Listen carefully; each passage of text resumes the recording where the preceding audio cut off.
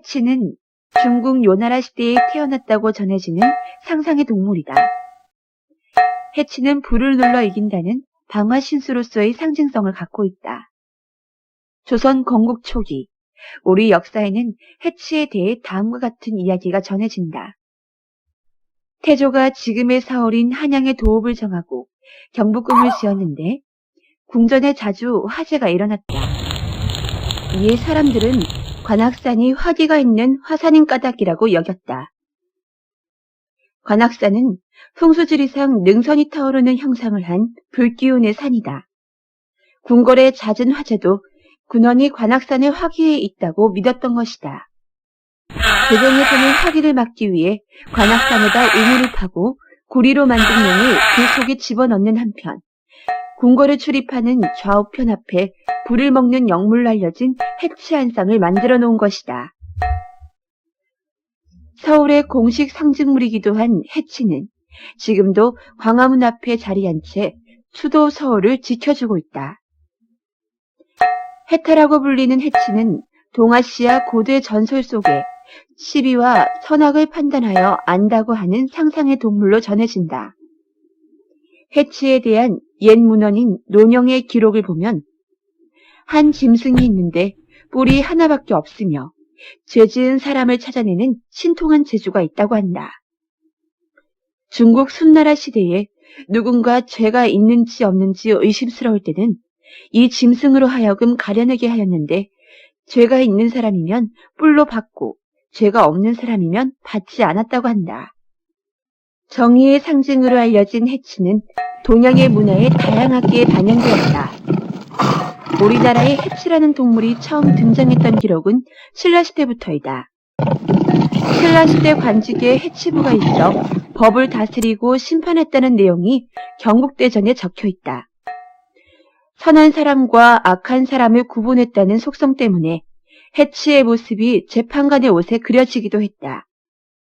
오늘날 대한민국의 국회의사당과 대검찰청에서도 해치상이 세워져 있으며 정의의 편에 서서 법을 공정하게 처리하라는 뜻을 기리고 있다. 조선을 건국한 태조 이성계는 지금의 개성인 송도를 도읍지로 정했으나 새로운 수도가 필요하였다. 태조는 명승 무학대사를 불러들여 천도할 땅을 의뢰하고 무학은 전국을 누비며 지세를 살피기 시작했다. 그러던 어느 날 한 노인이 밭을 갈면서 소를 꾸짖는 광경을 보게 되었는데 미련하기가 꼭 무학 같구나. 어찌 매번 좋은 곳을 버리고 굽은 길만 골라 다니더냐. 실은 내가 바로 무학입니다. 뵙기에 예사로운 어른이 아닌 듯해서 묻겠습니다. 이곳이 조선의 도읍지로 좋다고 생각하는데 더 나은 곳이 있겠습니까? 여기서 심리만 더 들어가 보시오.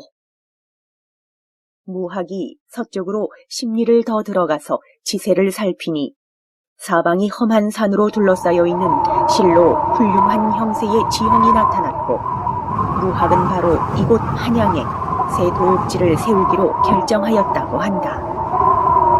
고심에 빠져있던 어느 겨울밤에 한방눈이 내렸는데 한양 땅에 마치 성을 쌓은 듯 빙 부르며 눈의 울타리를 만들면서 내리는 형국이었다. 무학은 쌓인 눈을 따라 선을 그리며 이것은 하늘의 뜻이라 예감했고 결국 눈의 울타리라는 뜻의 설울에 따라 도성을 축조하기로 한다. 지금의 서울 이름이 바로 설울에서 유래된 것이라고 전해진다. 조선시대 한양 도성에는 궁궐을 중심으로 방향과 성벽을 따라 남대문인 숭례문, 서대문인 도내문, 그리고 동대문인 흥인지문과 함께 북문인 숙정문이 있었다. 평지에 있는 동대문이나 남대문, 서대문과 달리 북문인 숙정문은 궁궐 북쪽 산줄기에 걸쳐있는 고갯마루에 서 있어 주변 풍광이 아름다웠다. 숙청문이라고 불렀던 숙정문은 조선 초기 당시 유행하던 풍수설과 음양설에 따라 닫아두었던 때가 많았다. 태종 13년, 한 풍수가가 백성들의 통행으로 인해 진액을 손상시킨다는 상소를 올리자 숙정문을 폐쇄하고 길에 소나무를 심어 통행을 금지시켰다.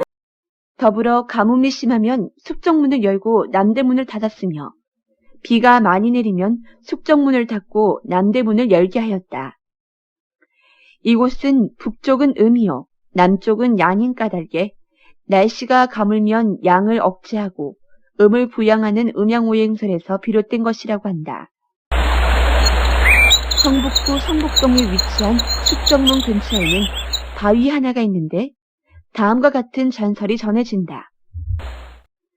숙전문 밖 산골 마을에 효심이 깊은 나무꾼이 살고 있었다.